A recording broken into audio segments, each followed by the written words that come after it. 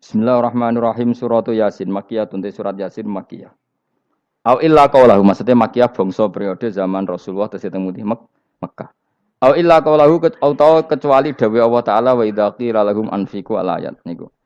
Au madaniyatun utawa sebagian ulama darani surat Yasin bangsa napa? Madaniyah. Isnatan iku loro wa samanun lan 80 apane ayatan ayat. Jadi surat Yasin kabeh berjumlah berapa? 82 ayat. Bismillahirrahmanirrahim Yasin. Ya semua ulama makna Yasin itu makna nama lain dari Rasulullah Muhammad Shallallahu Alaihi Wasallam. Meskipun secara ikhtiyat, secara hati-hati, mufassir biasanya bilang Allah a'lamu bimuradi bi. Allah a'lamu dat sing pirsa bimuradi kelan kersane Allah bi iklan Yasin. Tapi kita tahu secara ahwalul ulama, ya saya ulang lagi, kita tahu secara tradisinya ulama tetap mengatakan Yasin maknanya ya Muhammad. Buktinya terusannya apa? Innaka laminal mursali. Innaka ke siapa coba? Ke Nabi kan, Nabi Muhammad. Berarti Yasin, wahai Muhammad, kamu adalah mursalin. Apalagi ada istimal yang sudah konsensus seluruh dunia. Misalnya sholatullah, salamullah, ala toha, rasulillah, sholatullah, salamullah, ala yasin, habibillah. Jadi makanya saya berkali-kali bilang, saya pernah ngisi pengajaran tafsir di Madura juga bilang gitu. Ada disiplin ilmu tafsir dan itu kadang ketatnya ikhtiyat. Ikhtiyat itu hati-hati. Sehingga tetap bilang Allah alamu bimuradi bidalik. Tapi meskipun demikian, ada konsensus masif dari para ulama yang menggunakan Yasin Toha itu untuk Rasulullah Shallallahu Alaihi Wasallam. Karena secara siakul kalam pasti demikian. Misalnya di juz 16 ya, surat Toha itu ya, 16 ya. Toha, ya Muhammad, ma anzalna alaikal Qur'ana litasqa. Coba kalau Toha ada artinya Muhammad lalu siapa? Ada kata ma anzalna alaika apa? Coba sekarang Toha ganti ya Muhammad kan pas ya Muhammadu ma anzalna alaika al-Qur'ana litasqa. Jelas ya? Secara siakul kalam Toha menunjuk siapa? Muhammad karena tulisannya coba ya. Toha diganti kata Muhammad. Ya tentu diganti secara makna. Ya Muhammadu ma anzalna alaikal Qur'ana litasqa. Yasin juga ganti aja. Ya Muhammad demi Quran yang hakim innaka ya Muhammad laminal mursalin. Sehingga meskipun mufassir secara disiplin ikhtiyatnya, kehati-hatiannya bilang inna kalaminal apa Allah a'lamu bimuradihi bidzalik, tapi secara ahwalul ulama tetap Toha dan Yasin adalah ismun min asma'i Rasulillah sallallahu alaihi wasallam. Kayak tadi apa salatullah salamullah ala Toha Rasulillah salatullah salamullah ala Yasin habibillah. Jelas ya. Jadi antara istimalnya ulama itu beda dengan keikhtiyatan mufassir. Dan tentu kita milih yang istimalnya ulama. Karena itu lebih gampang supaya kata alaika khitab itu kena apa? Kena. Mukhatabnya siapa? Terus ketiga kata Ibnu Jarir atau Bari, enggak mungkin Allah mengkhitabkan sesuatu dengan sesuatu yang enggak bisa difahami. Karena orang Arab dan zaman itu paham Yasin adalah Rasulullah, Toha adalah Rasulullah, sehingga ada khitab itu. Buktinya orang kafir zaman itu enggak pernah menyoal gini. Muhammad katanya Quran itu indah, mudah difahami. Ternyata ini ada lafaz-lafaz yang kita tidak paham. Nyatanya orang kafir tidak gugat seperti itu. Itu menunjukkan bahwa penggunaan Toha dan Yasin adalah ma'ruf dan difahami. Paham? Jelas ya? Ya soal nanti ikhtiyat, ya ikhtiyat saja kita ikhtiyat. Paham ya? Tapi tetap difahami. Apa? Tetap difahami. Buktinya jelas kan Toha ma anzalna alaika. Berarti diganti saja apa? Ya Muhammad ma anzalna alaika al-Qur'ana litasqa. Mohon jelas ya. Wal Qur'ani demi Qur'an al Hakimi kang bijak. Ail muhkami tegese kang kuat utawa kang kukuh. Kukuh maknane indah, bi aji binasmi kelawan keajaibane susunan wa badil ma'ani lan keindahane makna. Innaka saat temne sira ya Muhammad wa Muhammad lamnal mursalin setengah sangking wong sing diutus. Sungguh termasuk wong sing diutus Allah. Ora sekedar diutus ala siratin kowe ngatasi jalur to dalan mustaqimin kang jejeg. Uti ala mutalikun ta'alluq bima perkara qabla kang sedurunge iki dawuh. Tariqil anbiya tegese kowe iku sesuai dalane para-para nabi qabla ka sedurunge sira. Maknane tariqil anbiya ya tauhid tegese tauhid wal huda lan petunjuk. Wa taqidu tinau kiti bil qasami klan qasam wa ghairi lan liyane qasam ngrad niku nolak liqaulil kufari marang pengucape wong kafir lagu maring nabi wong kafir komentar ning nabi napa lasta mursala Muhammad iku ora rasul terus Allah jawab innaka laminal mursalin tanzilal azizi kang kowe iku dadi rasul mergo entuk turunan untuk keturunan Quran sing aziz, sing tanzilal aziz. Kang Quran iku dadi sesuatu sing diturunno Allah sing aziz. Fi mulkihi dalam kerajaane wa ar-rahimi kang welas fi khalqihi lan makhluk Allah. Utai lafat tanzil ku khabar mubtada'in khabar mubtada'. Ya karena Imam Suyuti baca tanzilu sehingga dia nerkepnya mubtada'. Tapi kira kita kan baca apa? Tanzila. Makanya saya berkali-kali ngaji itu sama guru. Imam Suyuti dia itu bacanya tanzilu, makanya dia nerkep jadi khabar. Sementara kira kita tanzila, maka kita nerkep jadi maf'ul mutlaq. Paham ya? Makanya kamu enggak usah bingung lagi kok. Jadi khobar padahal macane tanzila. Utawa ora bingung mergo ora paham pilihane loro tok. Ya. Jadi yang jelas Imam Suyuti itu kadung milih rofa, makanya dia nerkep khobar. Paham ya tanzilu, makanya dia nerkep apa? Khobar. Kalau kita baca kan tanzila, maka itu maf'ul mutlak atau nyimpan kata amdahu. Ayil Qur'an itu kese Qur'an. Bi khabar mubtada'in muqaddarin. Apa sing kang aran tanzilul aziz ya Qur'anu tentu Qur'an.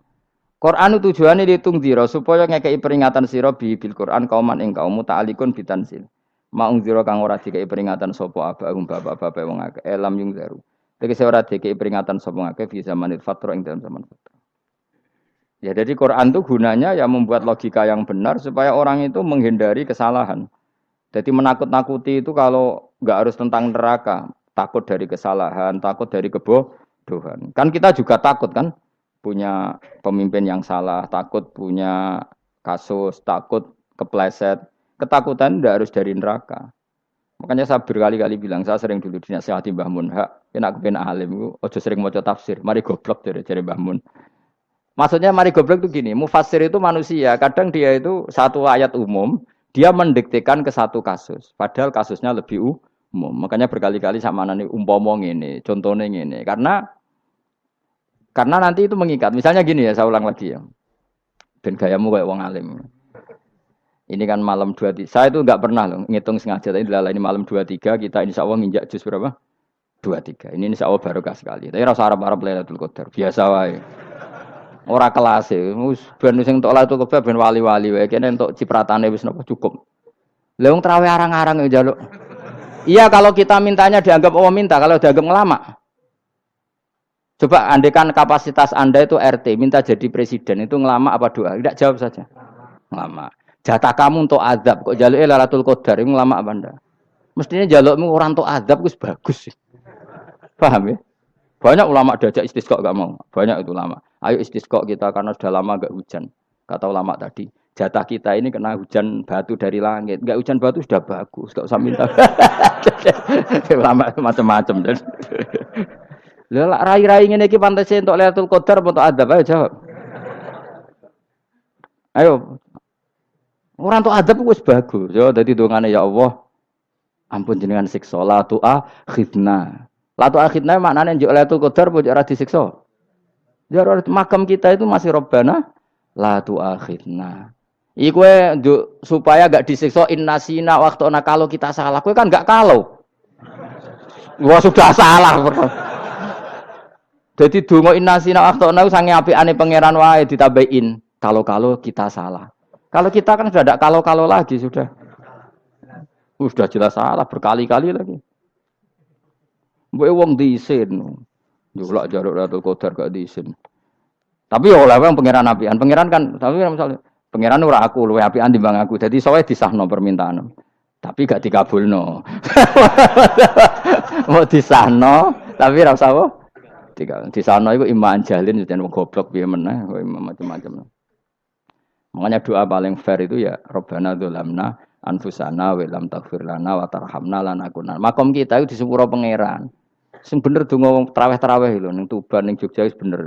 Apa innaka afuwun karim tuhibbul afwa fa'fu anna. Ora ana guru-guru kita ndonga, ya Allah anilna lailatul qadar ya Allah. Ka ono saraku kiye-kiye kita ora ono ngajarno ngono ya Allah innaka afuwun karim tuhibbul afwa fa'fu anna. Jenengan kandat sing kathah nyepurane lan seneng nyepuro himpun jenengan sepuro. Iku wis bagus sudah. Sudah bagus. Ndelok lailatul qadar gresuk ndelok srengenge. Terus ndelok angin. Angger daerah Gunung Kidul banter terus anak-anak. Boy wong tahu diri, maksud kula dia tetap minta Lailatul Qadar tapi tahu tahu diri. Misalnya suwe bar sedekah, puasa bar salat 1000 rakaat, terus utang mesti sahur, ambek togo-togo sing mbok dolimi jaluki sepuro. Pas kowe tenan mergo ngrasa ora dolim, nduk Lailatul Qadar. Tapi kira ngrasa ora dolim wis ujub sombong. Wong sombong ya ora berhak meraih. Lah terus piye Gus? Ora piye-piye biasa wae, pokok biasa wae. Makom kita ku ora kena adab itu sudah luar biasa. Ora penuh adab piye. Wis ngene iki luar biasa, napa? Luar biasa. Mun nang ngandel kula, mesti ngene iki keadaan seperti ini terus. Soale dongane wae Rabbana la tu'akhidna in nasina wa akhtana. Itu sudah luar biasa. Nah, ini kan teruskan dawuh Mbah Mun ya. Misalnya Allah bilang gini, fattaku, maka takutlah kamu. Biasanya mufasir ditambahi minan nar, maka takutlah kamu masuk. Sebetulnya yang perlu dihindari dari kita, takut itu ya, takut salah, takut bodoh, takut terdolimi, takut mendolimi orang lain, takut hidup tidak ada gunanya. Tapi mufasir tentu milih yang populer, takutlah kamu dari api neraka. Coba misalnya gini, kita nanti masuk surga. Kemudian zaman di dunia kita tidak pernah berkampanye ya atau berkontribusi untuk agama Allah. Cara saya itu izin. Kata Imam Malik, saya masuk surga. Kemudian orang yang mencintai saya masuk surga itu saya malu. Rasulullah juga gitu. Saya sebagai pemimpin umat, saya malu masuk surga. Dan satu dari umat saya masih masuk neraka. Jadi ulama dulu tuh ketakutannya bukan sekedar masuk neraka, takut malu, takut bodoh, takut keliru, takut. Saya misalnya nanti masuk surga itu malu dengan saya tidak pernah ngajar tafsir Jalalain. Malu saya. Karena katanya Allah, hak kenapa pun swarga? Terus dibon swarga. Tapi kalau pernah baca tafsir jalan kan ono keren. Keren artinya saya pernah mengkampanyakan Quran, pernah mengkhidmati Quran, pernah ngitmai kitab engkau ya Allah. Saya pernah ngitmai umatnya Rasulullah yaitu sampean kabeh. Pernah mulang, pernah sowan. Saat tiap bulan sowan jenengan gak sopan tapi. Mulane kira usah bales sowan rono malah ganggu aneh-aneh. Kadang santri yo pidol, wis diulang cek sowan. Orang tuh kiai kalau sudah di rumah tuh milik keluarga biar fair. Bermulang cek assalamualaikum terus kiai ini kagok keluargane ku kapan? Mbok mikir bocah ora karo-karuan. Jadi seneng ya di ilmoni, napa seneng ya di ilmoni. Saya ulang lagi ya. Nah, kata yang ditafsir itu sering tidak mengikat. Makanya kata Mbah Mun, baca tafsir itu dikurangi. Maksudnya dikurangi itu bukan apa-apa, maksudnya tadi kalimat yang ditafsir itu tidak mengikat. Yang mengikat itu yang kalimat di Quran. Nah, kalimat Quran itu umum, napa? Misalnya gini, Allah kalau gini. Ikdilu, kamu harus berbuat adil. Lalu adil itu misalnya mufasir menafsiri, adil itu menyamakan di antara dua orang konflik. Misalnya di MK 01 dan 02 dianggap sama, itu namanya adil.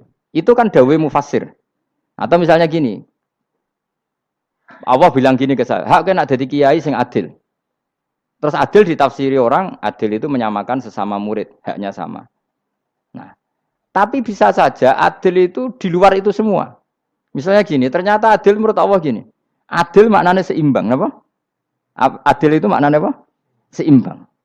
Lalu keseimbangan seorang hamba adalah dia ingat Allah lebih banyak.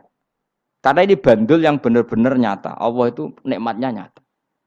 Sehingga ketika saya sebagai orang alim ingat saya alim itu karena Allah, dikasih ilmu Allah, dikasih cerdas Allah, dikasih semuanya dari Allah. Sehingga saya itu tidak merasa kumuluhur pada kalian karena semua ini dari Allah. Kemudian Allah sendiri yang memerintahkan, kamu harus mengajar. Maka saya ada arep-arep salam templek sampeyan, penghormatan sampeyan, apresiasi sampeyan karena saya hubungannya hanya dengan Allah Subhanahu wa Ta'ala. Itu namanya adil, meletakkan sesuatu proporsional. Itu juga adil namanya. Makanya seseorang itu enggak bisa dikatakan abid selagi belum tahu kalau ibadahnya minallah. Jadi misalnya ke ibadah tok. Ternyata kamu yakin itu ibadah kamu, amal kamu itu belum abid. Abid hakikat adalah alhamdulillah alladzi hadana li hada wa ma kunna linahtadiya laula anda tahu. Ketika kita sujud yakin ya Allah alhamdulillah jenengan menakdir saya sujud. Saya salat alhamdulillah engkau menakdir saya salat. Sehingga minallah dulu pikiran itu semua kebesaran kemendahan ini minallah dulu. Baru setelah minallah kita yakin billah. Setelah billah juga yakin ilallah. Misalnya gini ilallah itu. Setelah saya ngajar tafsir Jalalain, kepentingan saya satu. Hamba-hambanya Allah menjadi tambah mencintai Allah. Tidak mencintai saya, enggak penting sampean mencintai saya. Makanya Imam Syafi'i tiap ngajar bilang begini. Wadittu annal khalqa ta'allamu hadal ilma wala yahmadunani. Saya senang kalau kalian belajar fikih sama saya, tapi kamu tidak usah muji saya. Jadikan fikih ini alat taqarrub kamu kepada Allah. Itu namanya minallah wa ilallah. Itu adil. Tapi adil yang dijelaskan ulama beda-beda tadi. Ada mengatakan adil adalah proporsional antara murid, antara keluarga dan murid. Meskipun kamu senang mulang, jangan merantarkan keluarga, itu tidak adil. Itu kan versi, no? Maksudnya Mbah Mun, kamu jangan terjebak versi-versi dalam tafsir. Paham ya? Karena Allah hanya ngendikan i'dilu wa aqrabu. Paham ya? Tapi kan penjelasan adil ini orang versi. Paham ya? Ada yang nulis adil adalah meskipun mimpin masyarakat ya ingat keluarga. Karena sing tukang wayo kan nafsirin adil adalah karena laki tidak cukup istri satu maka ya kan yo repot nanti. Tapi kalau kadung istrinya 3 atau 4, adil adalah harinya sama meskipun janda dan perawan. Jari sing lanang gak adil adalah proporsional. Sing wis suwi dikumpuli dikurangi. Yang baru ya mungkin kabeh enggak kalau nuruti. Mungkin enggak? Ya, tapi itu kan versi, nama. Maka kata Mbak Mun itu memang saya itu merasakan, saya sebagai mufasir merasakan memang saya akan sering baca Jalalain beda dengan tafsir Munir, nanti beda dengan tafsir Qurtubi. Saya beri contoh misalnya. Dan kamu pasti salah jawab ini. Kalau kamu benar berarti ya alim tenan. Wa idza darabtum fil ardi falaysa 'alaikum junahun an taqsuru minas shalah. Orang kalau pergi itu boleh enggak ngosor salat? Enggak, jawab saja. Boleh kan? Ngosor salat itu apa? Misalnya salat asar 4 jadi berapa? 2. Kalau isya jadi 2. Kalau subuh? Enggak, sudah maju lah. Maghrib? Enggak, kan yang bisa dikosor hanya berapa? Yang rubaiyah, yang apa? Berarti kamu yakin antak suruh minas shalah artinya 4 jadi 2, yakin? Enggak, jawab saja. Yakin. Nah itu termasuk orang pinter ya. Berarti ilmu lagi sak trip. Ya. Sebetulnya kata Imam Qurtubi enggak. Ayat itu kan hanya bilang gini, kalau kamu bepergian maka kamu boleh menyendak sholat. Qasru itu memotong. Dari aturan yang dulu 4 menjadi 2. Sebetulnya ada hanya itu tok. Aturan tidak boleh membawa najis menjadi boleh. Aturan harus tumak ninah menjadi tidak harus tumak ninah. Misalnya kamu sholat dalam keadaan perang, wajib tumak ninah apa boleh sambil lari-lari? Boleh sambil lari-lari. Boleh gak ketika perang kamu sholat sambil menghadap tidak ke kiblat? Boleh. Makanya antak suruh minas sholat maknanya apa? Jika kamu pergi, maka dalam konteks itu kan perang ya. Ayat itu memang konteksnya perang. In khiftum ayyaftinakumul ladzina kafar. Jika kamu dalam keadaan perang, maka boleh memangkas apa yang pernah wajib dalam aturan sholat. Paham ya? 4 menjadi 2. Keharusan menghadap kiblat menjadi tidak wajib. Membawa najis sholat sah enggak? Enggak kan? Tapi kalau dalam perang, kemudian pedang kamu ada najisnya, boleh dibawa enggak? Boleh. Jadi maknanya taksuru a'ammu min ayakuna qasra sholat wa a'ammu min ayakuna wajibati sholat yang sekarang enggak wajib. Semua itu namanya juga meringkas kewajiban. Berarti nak mana nih? Jika kamu dalam keadaan perang maka boleh memangkas sesuatu yang dulu wajib menjadi tidak wajib, yang dulu haram menjadi boleh. Tapi mufassir mencontohkan qasru sholat hanya 4 menjadi 2. Dong ya. Oh ya, nang kaya alim ngono tenan wis dokter tafsir sah. Engko tak iku sudah dhewe. Tapi ora perlu orang lain ngakui. Jadi itu contoh kecil. Jadi mufassir karena kebetulan dia taunya hanya qasru salat itu 4 jadi 2, dia itu. Padahal di tafsir lain diterangkan qasru itu artinya menyingkat atau mencendak atau memangkas. Dulu wajibnya sholat itu nggak boleh bawa sesuatu yang najis. Tapi kalau sholat dalam keadaan perang dan pedang kamu ada darahnya, boleh nggak dibawa? Boleh. Bahkan Allah menyuruh dibawa. Dan boleh nggak madhep kiblat. Fa in khiftum farijalan auruk banat lagi fa idza amintum fadhkurullaha kama 'allamakum. Ketika keadaan aman baru sholat sesuai standar. Nah, berarti kan ada qasru sholat, ada pemangkasan aturan sholat. Kayak misalnya begini. Dalam keadaan normal, boleh nggak kamu motong pohon pisangnya tetangga tanpa izin? Nggak boleh kan? Tapi misalnya ada banjir bandang, kemudian kamu bisa selamat kalau motong itu. Wajib izin apa malah haram izin? Haram izin, harus kamu langsung potong. Karena kalau tanpa begitu kamu dan yang punya wajib meridhoi. Kalau nggak meridhoi disalahkan syarak malah. Paham ya? Jadi ini penyolongan yang wajib. Tapi tak sebab potong kayak ngelangiin, terus gedangnya mbok pangan lha iku berlebihan. Karena Allah memaklumi hanya untuk ngelangi. Jebule wis menisan lah itu di luar izin syariat apa? Di luar izin syariat. Itu melampaui batas itu. Syaratnya boleh itu ghairu baghiw wala adfamani turra itu darurat syaratnya ghairu baghiw wala dan tidak boleh melebihi batas. Ora ape ngetok gedange jupuk sik sing mateng dipangan terus diketok. Ora oleh. Paham jelas ya. Makanya kalau ngaji tafsir ya saya kan berkali-kali ada makna di tafsir Imam Suyuti saya tambahi umpamanya ini. Maksudnya umpama itu supaya contoh itu tidak mengikat. Jadi yang disebut beliau itu satu dari sekian potensi ribuan contoh. Ya kayak tadi misalnya antak suruh minas sholah. Itu umumnya ulama membayangkan qasrus sholat yang 4 jadi 2. Padahal enggak, maknanya meringkas aturan dari wajib menjadi tidak wajib. Bahkan sebagian aturan itu dikatakan haram, tidak haram. Itu tadi misalnya bawa najis atau teman kamu mau dibaca orang kafir, terus kamu bilang, hei hati-hati, itu tidak batal kalau dalam sholat siddatil khauf. Paham ya? Jelas? Semaju lah. Malam terlikur, lelatul. Soalnya wis gumen mbek wong-wong bingung ora ilmune wong-wong. Ma ungzira abahum lam yungzaru tegese ora den kei wedi sapa ngangge fi zamanil fatrah ing dalam zaman fatrah. Ya sama seperti ini. Orang tidak mendapat ingzar itu fi zamanil fatrah, zaman enggak ada rasul. Tentu tidak hanya itu tok. Ada rasul tapi orang itu jauh dari komunitas ulama. Itu juga termasuk orang yang tidak mengalami ingzar. Jadi tidak mengalami ingzar bisa di zaman fatrah atau sudah ada rasul tapi dia jauh dari ulama atau jauh dari komunitas Islam. Itu juga komunitas yang tidak mengalami ingzar. Fahum mengkote wong akail kaum iku khafidun lali kabehane imane sing iman parustilan bener. Ya contoh paling gampang itu nak dawuh yai mesti bener itu loh. Kalau kamu ngaji tafsir Jalalain ya Yuhannasu budu rabbakum. An-nasu biasanya tafsirikan kufaru Mekah, napa? Padahal di situ nas semua manusia apa kafir Mekah? Semua manusia. Cuma konteks dulu karena Nabi orang Mekah dan zaman itu yang diberi peringatan orang Mekah, Imam Suyuti bilang kufaru Mekah. Lah seperti itu kufaru Mekah mengikat apa enggak? Enggak kan? Enggak, karena yang dituruni Quran yo kafatal linnas. Tapi ya Yuhannasu di Jalalain sering ditulis apa? Kufaru Mekah. Nah, seperti itu tidak mengikat. Itu contoh saja, apa? Contoh saja dalam konteks zaman itu. Paham ya?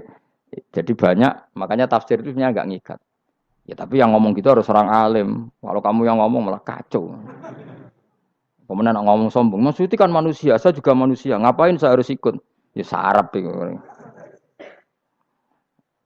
Iku ora wis sombong saraf, no? Wis sombong saraf. Lakot hakko teman-teman fahum, lakot hakko teman-teman nyata apa alqaulu apa titah, wajib tegese wajib manane nyata ala aksarihim. Ing atase akeh-akeh wong akeh bil adab. Lakot hakko teman-teman dadi nyata apa alqaulu apa titah anane azab. Wajib tegese wajib apa adab ala aksarihim bil adab, fahum mongko te wong akeh la yu'minu ora iman sapa wong akeh. Il aksaru tegese ute akeh wong ora iman. Zaman niku Mas. Ya, maksudnya zaman itu, tapi jengben gue buatan ngerti. Tapi yang mungkin batu Isa itu semua orang iman, tapi ya banyak yang setelah iman itu tidak bermanfaat lagi karena wes napa matahari terbit dari napa barat. Hina la yanfa'u nafsan imanuha lam takun amanat min qabl. Inna sa'atamna ingsun ujalna ga ingsun fi anaqihim. Ing dalam gulu-gulune wong akeh tak gawe aghlalan ing belenggu. Bi ayu dhamma gambar bi antu dhamma gambar ento dewi kumpulno ilaha maring anak apa alai di tangan. Di anal gela karon saat menegil iku yajma'u iso ngumpulno apa gil al yada ing tangan kal unuk maring geger maring napa gulu-guri lho jenenge unuk. Wong Arab nak darani kene iku unuk, nak darani kene iku nakher. Ya jare wong Arab, ya kene iki unuk, kene iki nakher. Lah gulu niku ngeten, tangan didakok teng napa? Napa? Gulu. Napa jenenge jidok niku jidokne. Sing guri-guri. Faya mungkote tangan ilaidi kumas muatun ting kumpulno ilal atqoni maring dagu. Niki lho jenenge dagu. Jam udzakonin wa ya mustama'ul lahyan. Kumpule dua dagu atau dua wang nek jomanan. Fahum mongko te wong akeh mukmahuna iku dadi bunder sapa wong akeh. Manane rafiuna ngangkat wong akeh ruusahum ing sirahe wong akeh. Lastatiuna ora iso mampu sapa wong akeh khodaha ing ngendhekno ruus. Menan dhewe maksudi wa ta iki mutamsilun muk bayangan, muk tamsil gambaran. Mulane kula gumun mbek ulama riyen. Tak contohno ya, nak ulama dhisik utop. Wong dhisik nak darani bun rokok digludungno. Wong kafir sok ben digludungno ning neraka. Iku ya pancen ngalim tenan ngomong dhisik. Mergo gambarane ngene, ora usah mbok praktekno sampean, praktekno saiki wae. Nak praktekno sampean kowe sampean mlebu neraka. Dadi ngeten, wong nak lungguh ngene, wong Arab nak darani iki ason-ason. Terus ngeten. Ngeten. Niki kan niki jenenge apa? Dengkul. Dengkul itu kena dagu, terus tangan kena jidok. Dadi ngeten. Jadi wong wis dalam keadaan bunder. Paham ya? Lah mulane malaikat karek nyaduk terus gludung-gludung ngono. Paham ya? Jadi mergo yo napa? Dengkul nempel dagu, paham ya? Tangan nempel jidok. Terus ditaleni. Paham ya? Terus ya karek gludung dong, mulane wong kuno nak darani bunder apa iku? Oke bayangno saiki sok ben ra usah, gak usah mlebu maksudnya, paham ya? Mulane ape mlayu ora iso, wis posisi ngono, paham ya? Sebenarnya rasa delok, maksudnya itu praktekno saiki. Orang delok lho. Lah dawuh Imam Suyuti wal muradu te kang den kersakno iku annahum sak temne wong akeh la anu nek ora tunduk sapa wong akeh lil imani maring iman. Wala faduna nek ora tunduk sapa wong akeh ora ndilukno ru'usahum ing sira wong akeh lahu krana iman. Iki tapi dawuh Imam Suyuti. Tentu tidak semua ulama sependapat. Jadi cara Imam Suyuti semua yang dikatakan Quran ini muktamsil. Artinya mereka tidak tunduk, maknanya tidak menerima iman. Ya, tapi itu cara Imam Suyuti. Ulama lain yang mengatakan tidak. Memang orang kafir ketika masuk neraka dalam keadaan seperti itu dan digeludung. Ya tidak apa-apa sama-sama benar. Ya sama-sama benar karena ya Quran itu milik bareng, ya. Milik bersama. Jadi apa ya? Kan banyak kalimat kayak tadi mengkosor solat, meringkas solat. 4 jadi 2 yang meringkas, paham ya? Dari aturan ketat menjadi agak longgar juga meringkas. Jadi semuanya namanya memotong apa? Memotong dari 4 menjadi 2 ya memotong, paham ya? Dari aturan wajib menjadi tidak wajib juga memotong. Nah, itu kan sama-sama benar. Lihat nanti konteksnya. Wajah analan gawe sapa ingsun mimpeni aitim sanging ngarepe wong akeh sadan ing tutup. Wa min khalfim sanging gurine wong akeh sadan ing tutup. Fathisin sadan wa dhamiha lan dhumai sin sudan fil maudhi'in ing panggonan loro. Faksena mongko ngekeki gelap ingsun ing wong akeh fa mongko te wong akeh lagi sirun ra ningali sapa wong akeh. Tamsilun iki ya contone aidon disat diturukil iman maring ketutupe dalan iman alih ngatasi kufar. Nak cari maksudé kabeh iki mau tamsil. Dadi ngene. Dari depan kami kasih tutup, dari belakang kami kasih tutup, kemudian mereka saya kasih kegelapan. Maka mereka tidak tahu. Mananya apa? Dari arah depan yang mereka enggak ngerti pentingnya iman, dari arah belakang yang mereka tidak ngerti pentingnya iman, maka mereka buta, artinya tidak iman. Itu dari Imam Suyuti. Tamsilun aidoni hanya perumpamaan lisat diturukil iman, yaitu tertutupnya jalan-jalan iman. Tapi ulama lain mengatakan ya enggak. Memang pernah ada peristiwa di mana orang kafir ngepung Rasulullah, dan mereka dari depan matanya dihalangi, dari belakang dihalangi, sehingga ketika Rasulullah keluar, mereka tidak melihat. Itu ya nyata. Ya, jadi makanya ngaji. Ya. Jadi ben keren. Oh ini ada sekian tafsir. Terus gue ngomong kan kayak wong alim keren. Nah tak kata siapa? Ono rekamane. Tapi yang orang ngaji dewe. Nah tak kata siapa? Ada rekamannya. Lah anak aku takut ada kata siapa Gus tak dudono kitabe. Lah anak gue dudono rekaman. Iku apik zaman akhir ngono wis maju. Sokoke sing rido kan.